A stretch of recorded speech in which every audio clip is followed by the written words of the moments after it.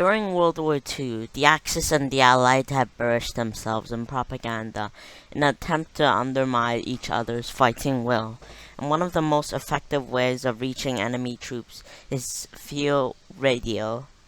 The Germans used variety of British traitors to broadcast Nazi propagandas.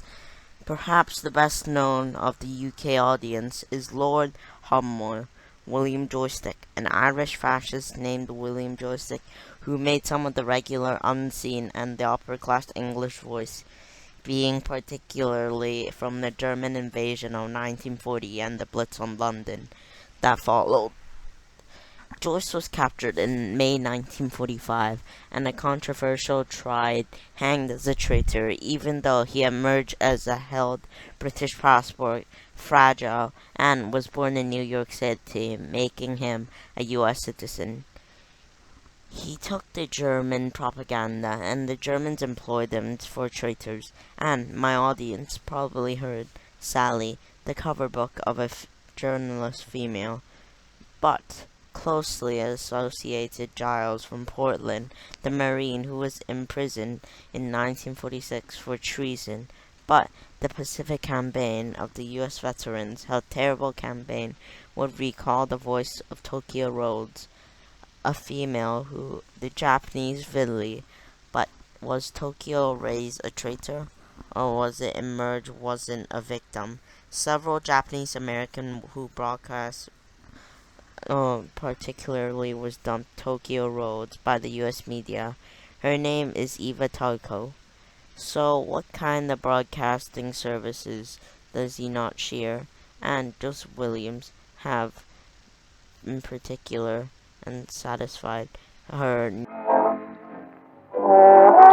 Hello, you fighting orphans of the Pacific. House chicks. This is After Her Weekend Annie, back on the air strictly under UN hours. Reception okay? Well, it better be, because this is all request night. And I've got a pretty nice program for my favorite little family, the wandering boneheads of the Pacific Islands. The first request is made by none other than the boss. And guess what?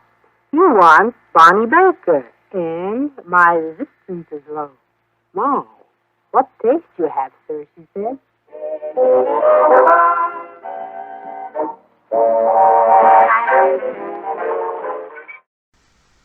Taguri's broadcast was popular with GIs in the Pacific and was made after Japan lost the strategic initiative of America being pushed back to Japanese perimeters, back to its island hopping campaign.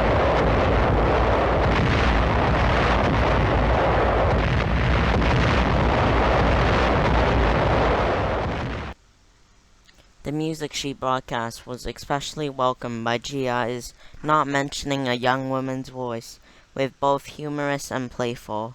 And This is your greetings number to one everyone. enemy, This your is your favorite number playmate, one Orphan Ann, enemy, a radio favorite Tokyo. playmate The of little Radio zombie whose Tokyo. throat you'd like to touch. We're ready again for a vicious assault on your morale. 75 minutes of music and news for our friends, I mean our enemies in the South Pacific. Well, how are all my little darling little dopes tonight? Full of beer and belligerence?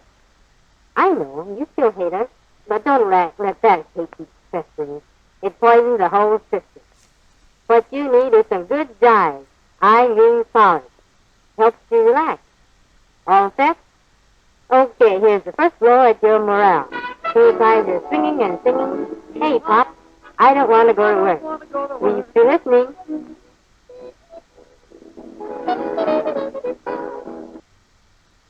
Tagura's show was called The Zero Hour, contained no direct attacks on the United States. For a reason, she was become producer of an Australian Army mayor then named Charles Cousin, who had been captured in Singapore of February 1942 and 1943 assist Tokyo's role broadcast by the Japanese cousins working during and assist preparation of the program. Two POVs captured the U.S. Army of the Philippines Army. So, who is Tagara? And she's born in Los Angeles in 1916, the daughter of a Japanese immigrant. Then she brought up her American Girl Scout and the church ongoing Christian. She graduated in UCLA in 1941 with the degrees of Japan. In July of 1941, she traveled with a sixth certificate and identification, but no passage, and waiting for the States and the U.S. Embassy her request at once at the Japanese Pearl Harbor bombing, 7th of December 1947. She delivered the memorable of an honor to the Japanese family when he tried to pressure him to remove their U.S. citizenship. She refused and did permit work by supporting and moving eventually Radio Tokyo.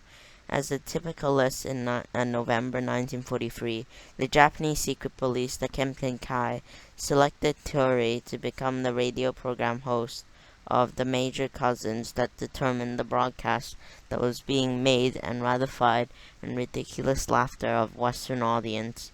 They have loved Tari's voice and become a show of Tari already have major cousins in and emerged the war, actually struggling for prisoners of food and radio fact in. And although Taria was closely associated with Tokyo Roads supremacy and the remain loyal U.S. citizens of its cousins had produced the programs for U.S. listeners that had largely views and the motivation for propaganda view. The dangerous game, but the Japanese station boss never caught what Chirari did and its cousins. The Kempen-kai never punished them, and between summer of 1943 and Japanese surrendered in August 1945, Tagari made 340 show broadcasts of the Japanese never called Tokyo Roads and used the name of Ari Annie, but Tagari's broadcast was sensitive and harmless. She found herself in hot water when Japanese surrendered.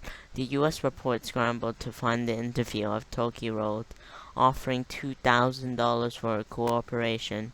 She wanted to use that money to return to her home, LA, and volunteered and came up arrest in Tokyo. He was jailed and investigated.